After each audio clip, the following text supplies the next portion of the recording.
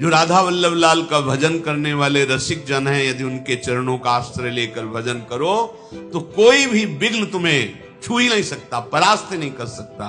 विघ्न तभी परास्त कर सकता है जब आप अपने गुरुदेव को आगे नहीं किए होंगे। आगे का तात्पर्य उनके वचन के अनुसार नहीं होंगे, उनकी आज्ञा पर नहीं होंगे, तो फिर माया का आक्रमण, वो चाहे राक्षसी माया हो चाहे देवी माया हो, वो हमें चाहे शुभ विनायक हो या शुभ विनायक हो, वो हमें परास्त कर देगा। कैसे परास्त होता है उपासक? जब उसकी बुद्धि में भोग सुख की लालसा प्रबल हो जाए और भोग संयोग उपस्थित हो जाए तो जान लेना चाहिए कि ये माया का पूरा प्रवाह हमारे ऊपर हो गया है। भोग उपस्थित हो और तुम्हारी बुद्धि सावधान हो तो समझो कि तुम्हारे ऊपर गुरु कृपा है, माया परास्त नहीं कर सकती। अगर आपकी बुद्धि लालायित हो गई है, राजी हो गई, तो आपसे कोई त्रुटि हो रही है, नहीं तो बुद्धि लालायित हो ही नहीं सकती, राजी हो ही नहीं सकती। कोई त्रुटि है, कोई अभिमान है जिसका नाश होने के लिए यह माया प्रेरित कर रही है। कुंती कुमार, कोई भी कामाशक्त हम पर विजय नहीं प्राप्त कर सकता। यदि मेरी प्रार्थना मानो तो किसी गुरु को आगे करके चलो, तो जहां भी जाना चाहते हो, कोई भी निशाचरी, पैशाची या भूत प्रेत, इसका आक्रमण तुम्हारे ऊपर स्वाभाविक नहीं होगा। शत्रुओं का संताप देने वाले वीर, हम लोगों का बल रात में बहुत अधिक बढ़ जाता है, इसलिए तुम्हें आगे चलने के पहले गुरु का वरण करना चाहिए। इस मनुष्य लोक में जो भी कल्याणकारी कार्य की सिद्धि प्राप्त करना चाहता है, उसे मन और इंद्रियों को अपने गुरुदेव के चरणों में समर्पित करना चाहिए। अर्थात मन और इंद्रियों को गुरुदेव की आज्ञा के अनुसार चलाना चाहिए। गंधर्वराज ने अर्जुन जी से कहा कि यदि कहीं किसी भी तपस्वी या भगवत आराधन करने वाले महापुरुष को किसी भी बल से तुम युक्त होकर के अपराध कर दोगे, अपमानित कर दोगे, तो तुम्हारी पराजय ही पराजय हो जाएगी। देखो, विश्वामित्र जी महान तपस्या से भी युक्त हैं और महाबली भी हैं, गाधी तरह विश्वामित्र जी, पर उनको पता नहीं क्या सूझा कि महात्मा वशिष्ठ का अपराध कर दिया, इसलिए सर्वतोभावेन उनकी पराजय हुई। तो अर्जुन ने कहा, गंधर्व, मैं सुनना चाहता हूं, क्या अपराध किया विश्वामित्र जी ने परम ज्ञानी भगवान वशिष्ठ जी का? तो उनका वशिष्ठ जी महाराज ब्रह्मा जी के मन से प्रकट हुए हैं और उनकी पत्नी का नाम अरुंधति है। उन्होंने काम और क्रोध को सदा सदा के लिए जीत लिया है। वशिष्ठ जी ने, वो अपने मन और इंद्रियों को अधीन रखते हैं, इसलिए उनको वशिष्ठ कहा गया है। मन और इंद्रियाधीन, काम क्रोध विजयी हैं। विश्वामित्र भी भारी तपस्या से युक्त है, पर कहीं ना कहीं तप का एक अहम बना रहता है, वो वशिष्ठ जी में नहीं है। ये राजा होते हुए भी महान तपस्वी विश्वामित्र जी। विश्वामित्र जी एक बार अपनी सेना के सहित उस वन से निकल रहे थे जहां वशिष्ठ जी विराजमान थे। तो उनको पता चला कि यहां महात्मा वशिष्ठ विराजमान हैं। तो गाधी तनय विश्वामित्र जी वहां वशिष्ठ जी के समीप गए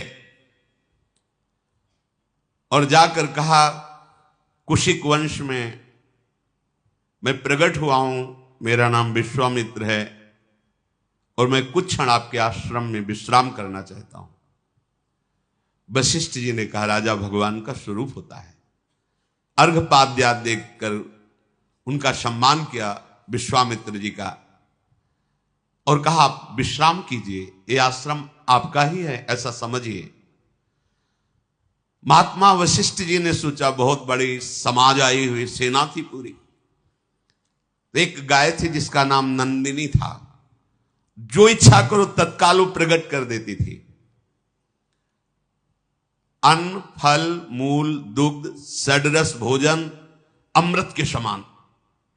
जितने भी खाने पीने की वस्तुएं, यहां तक कि स्वादिष्ट चटनी आदि तक सब नंदिनी ने प्रकट कर दिया। एक दो के लिए नहीं, पूरे सैनिक हैं। और सबके लिए नवीन वस्त्र, बहुमूल्य आभूषण उस गाय ने प्रकट कर दिए। और विश्वामित्र की सेवा के लिए सेवक भी प्रकट कर दिए नंदिनी ने। ऐसी उच्च कोटि की सेवा। विश्वामित्र जी ने आपस में बात किया कि ऐसा तो हम भी नहीं कर सकते, राजा होते हुए ऐसी सेवा नहीं कर सकते जैसे महात्मा कर रहे हैं। सबको नवीन वस्त्र, आभूषण और सुंदर भोग सामग्री और सुंदर सजे हुए सेवक, ये सब इन महात्मा के पास कैसे है? तो गुप्तचर ने बताया कि महात्मा का चमत्कार नहीं, ये गाय का चमत्कार है। नंदिनी नाम की गाय, वो ऐसा। विश्वामित्र जी ने कहा, बाबा के पास ऐसी गाय थोड़ी होनी चाहिए, ये तो हमारे पास होनी चाहिए। विश्वामित्र जी ने वशिष्ठ जी के पास जाके कहा, 10 करोड़ गाय आपको दूंगा, जितने सेवक कहोगे, पर ये नंदिनी गाय अब हम ले जाएंगे। उनका नहीं, हम कोई क्रय विक्रय करने के लिए थोड़ी, ये तो आए हुए अतिथि सेवा के लिए और यज्ञ सामग्री के लिए विराजमान है। विश्वामित्र बोले, मैं क्षत्रिय धर्म से प्रेरित हूं, मुझे मांगना नहीं आता, तुम्हें प्रार्थना कर रहे हैं, मान लो। तुम तपस्वी ब्राह्मण हो, मैं तुम्हारा अपमान नहीं करना चाहता, सीधे गाय दे दो, यह है क्षत्रिय धर्म। मुझे पता है कि तुम शांत हो, जितात्मा हो, पर तुम हमारे बल को झेल नहीं सकते हो। वशिष्ठ जी से कहा, मैं महापराक्रमी दिव्यास्त्र का ज्ञाता हूं और राजा हूं, इसलिए आदेश करता हूं, ये गाय दे दो।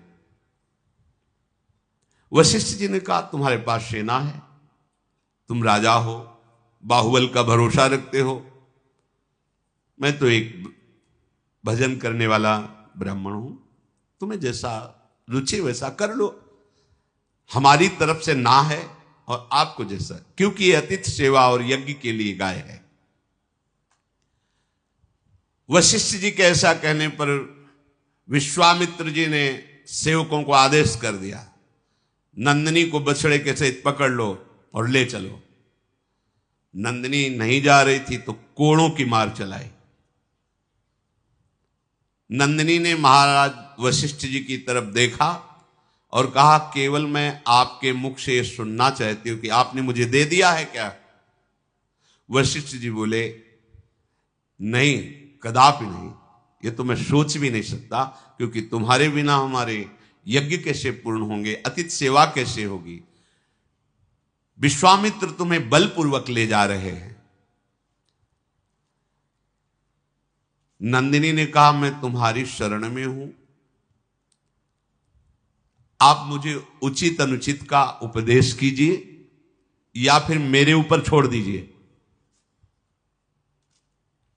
ये विश्वामित्र के निर्दयी स्वभाव वाले हमें कोड़ों से पीट रहे हैं, मेरा कोई अपराध नहीं है और मैं सर्व सामर्थ्यशालिनी हूं, फिर भी पीट रही हूं केवल आपकी आज्ञा के लिए। केवल आप बता दीजिए कि मैं जो चाहूं करूं।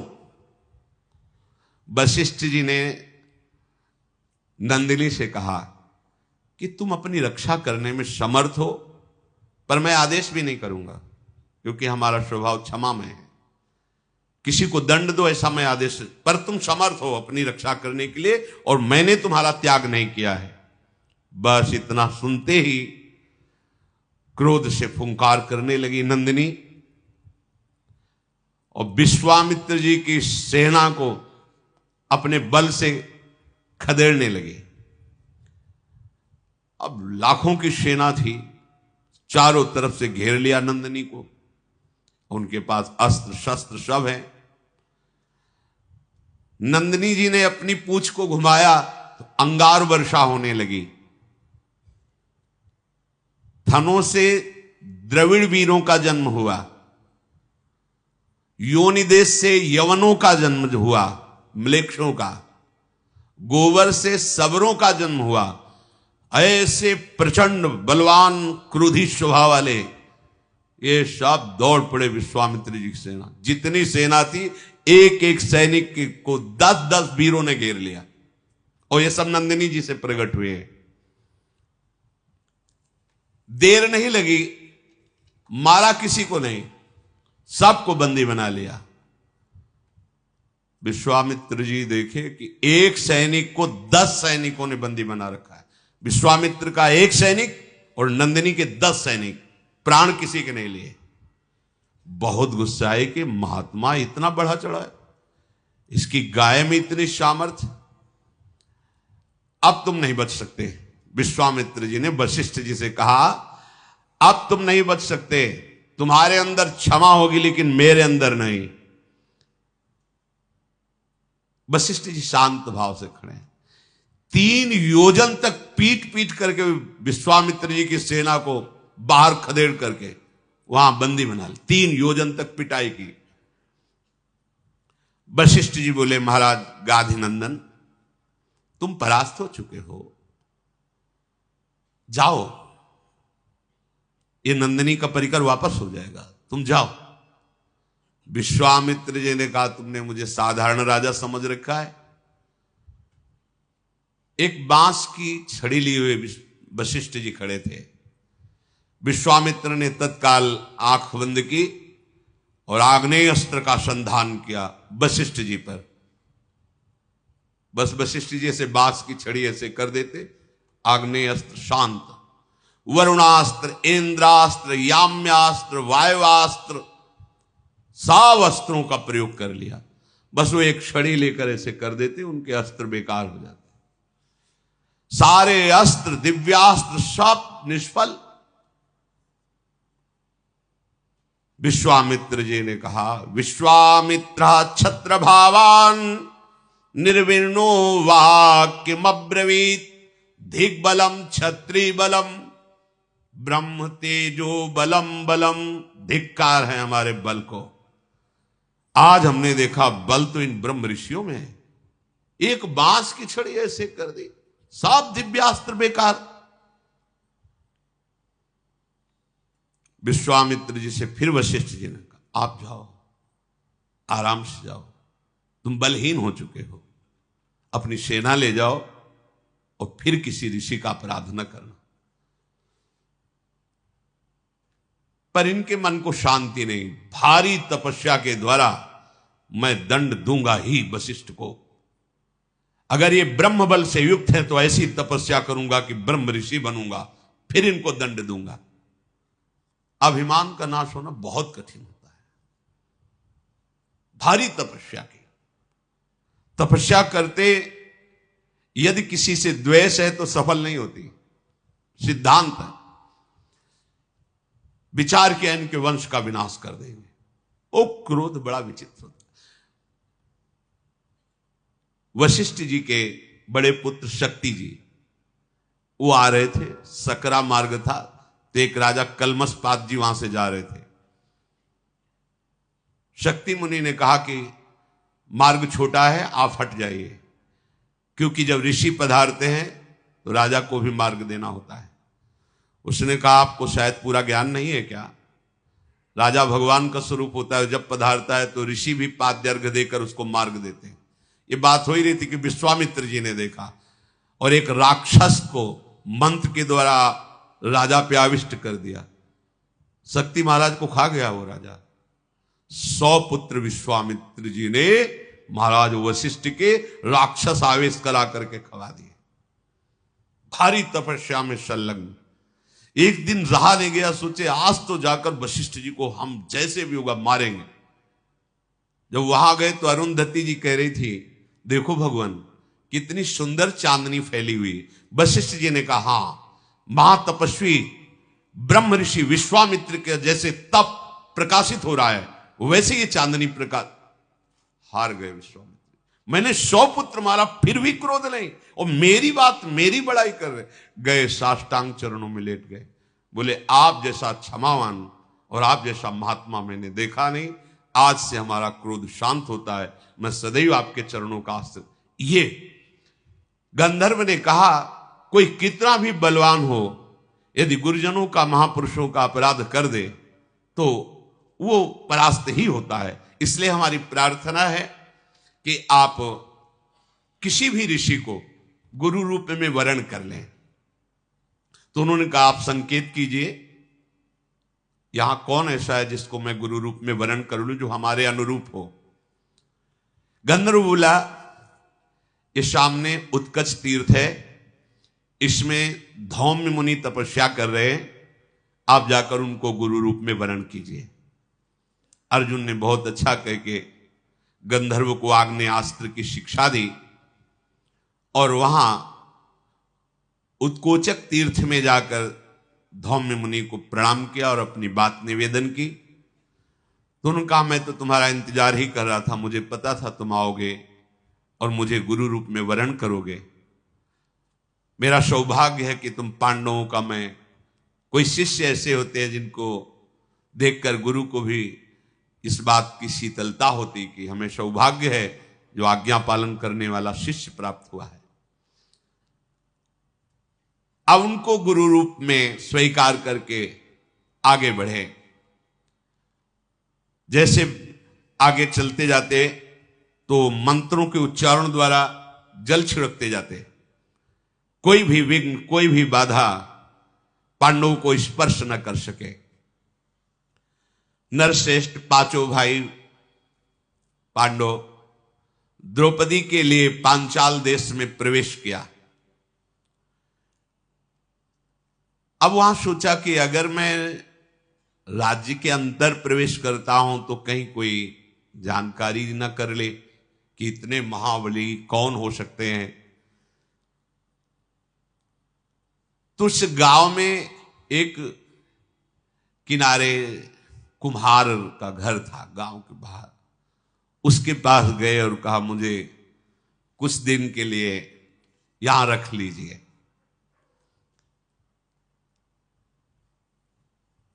उधर स्वयंवर की रचना हुई, बड़े बड़े राजाओं को निमंत्रण किया गया जो वहां स्वयंवर में पधारने लगे।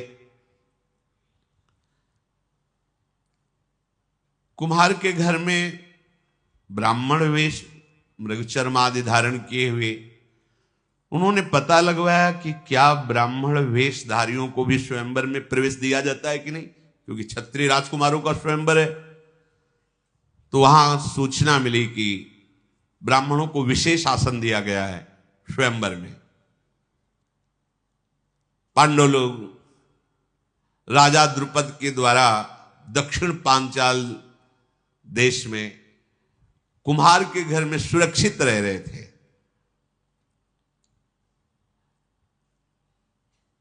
एक गुप्तचर को भेजा और कहा स्वयंवर की क्या दशा है।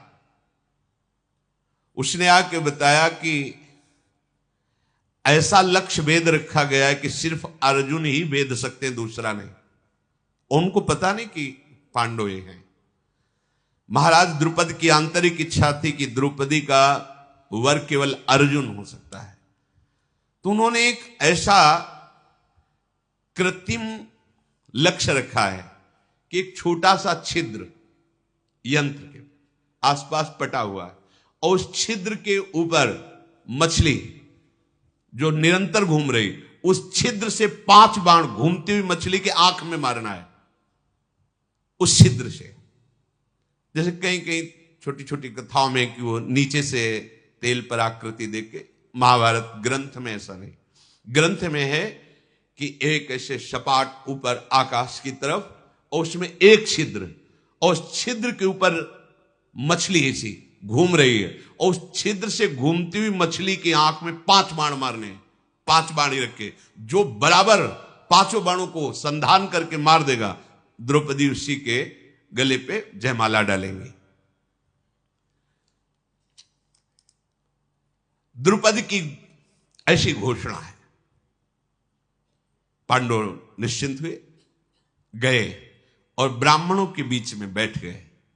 महाराज द्रुपद की घोषणा सुनाने के लिए धृष्टद्युम्न ने कहा हमारे महाराज की घोषणा है, जो वीर इस धनुष पर प्रत्यंचा चढ़ाकर 5 बाणों से इस छेद के ऊपर जो मछली है उसकी आंख में लक्ष्य वेद कर दे, वही हमारी बहन को प्राप्त कर सकता है। जब घोषणा हो गई तो बड़े बड़े ऋषि मुनि ब्राह्मण सब जय हो स्वस्ति वाचन करने लगे। बड़े बड़े नरपति आए हुए थे, सब अपने अपने वस्त्र संभालने लगे, कमर कस करके वहां पहुंचे। मानो ऐसे जैसे ज्वार भाटा आ गया हो समुद्र में, ऐसे राजाओं की भीड़ थी।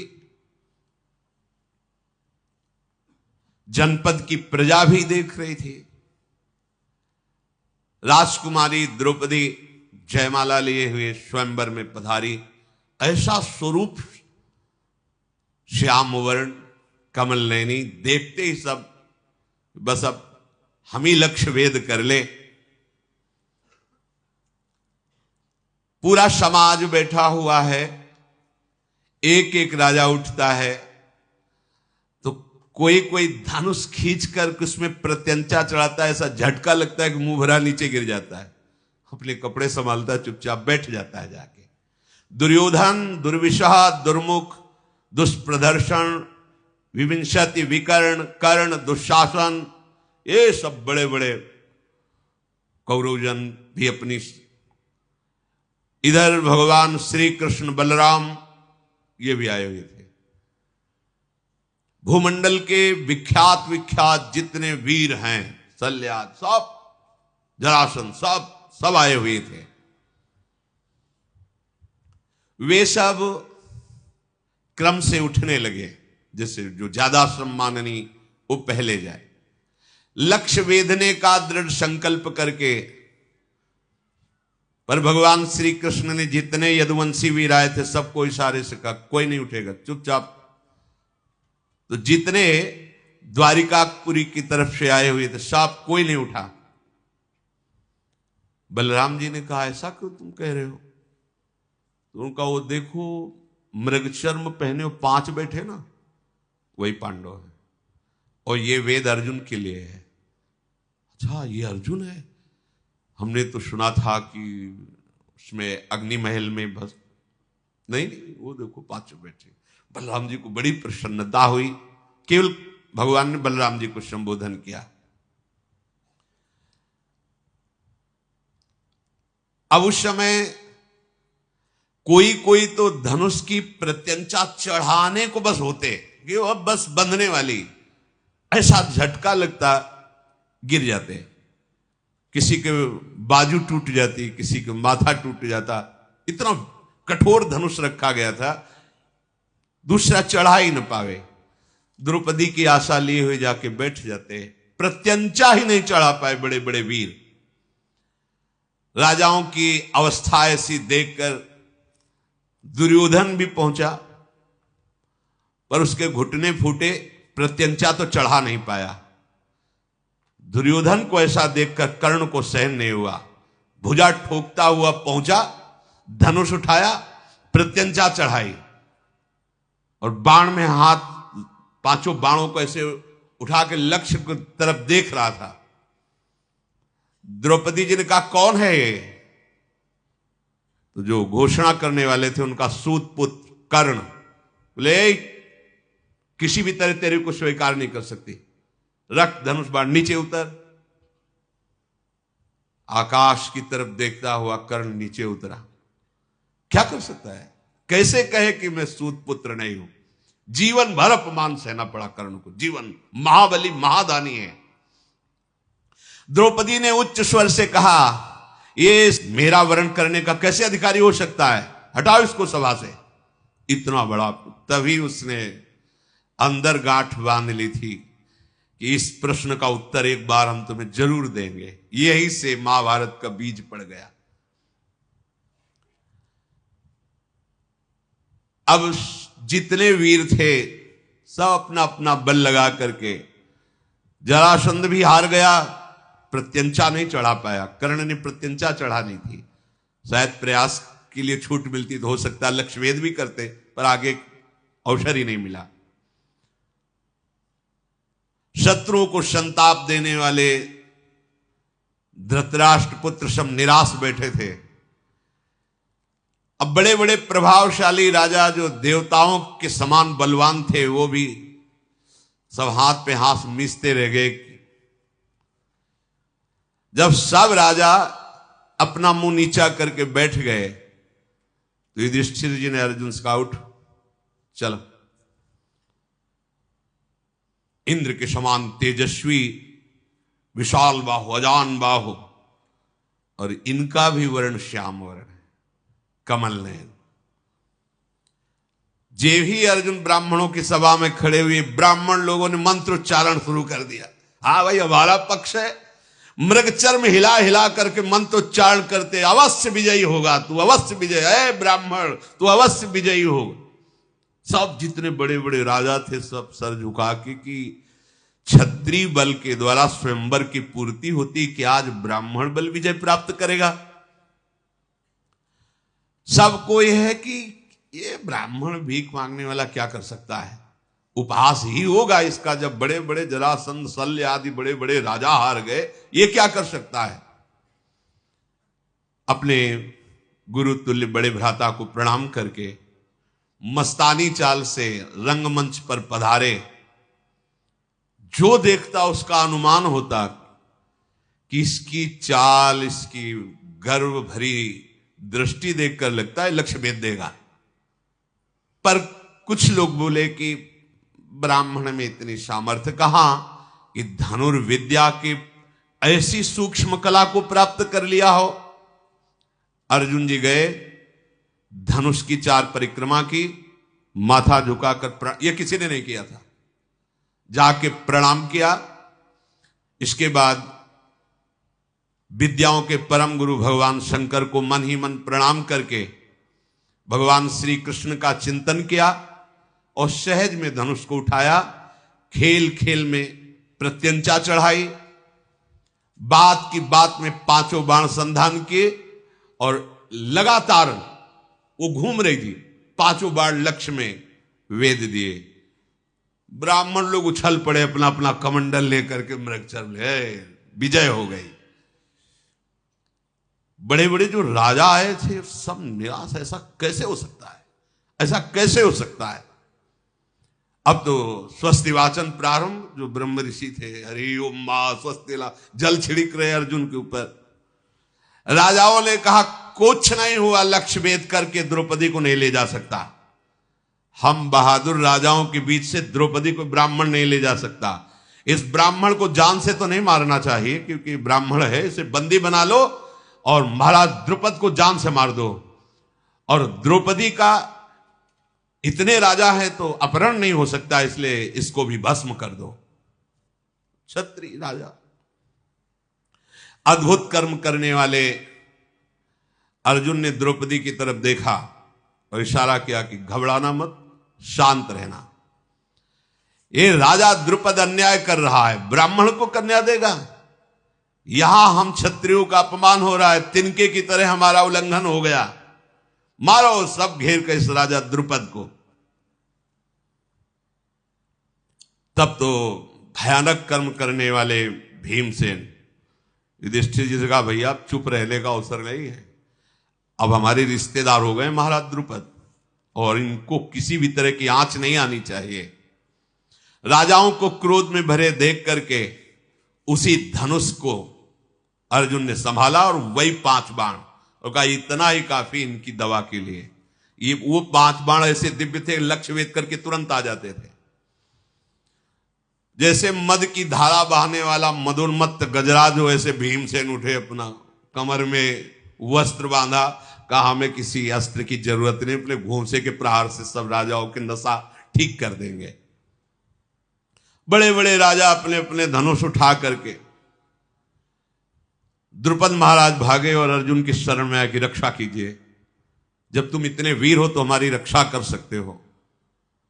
असाधारण बुद्धि वाले अर्जुन ने कहा कि अचिंत्य कर्मा युधिष्ठिर की जो शरण में आ जाता है उसको कोई नहीं मार सकता, चाहे देवता ही क्यों न हो। आप निश्चिंत रहिए, ना आपकी प्रजा के, ना आपके राजभवन के और ना आपकी राजपुत्री को कोई भी किसी भी तरह से अमंगल नहीं कर सकता। आप इतना समर्थ के बीच में खड़े हो कि इस समय त्रिभुवन का कोई भी देवता, दैत्य, दानव सब मिलकर प्रहार करें तो भी आपका बाल बांका नहीं हो सकता।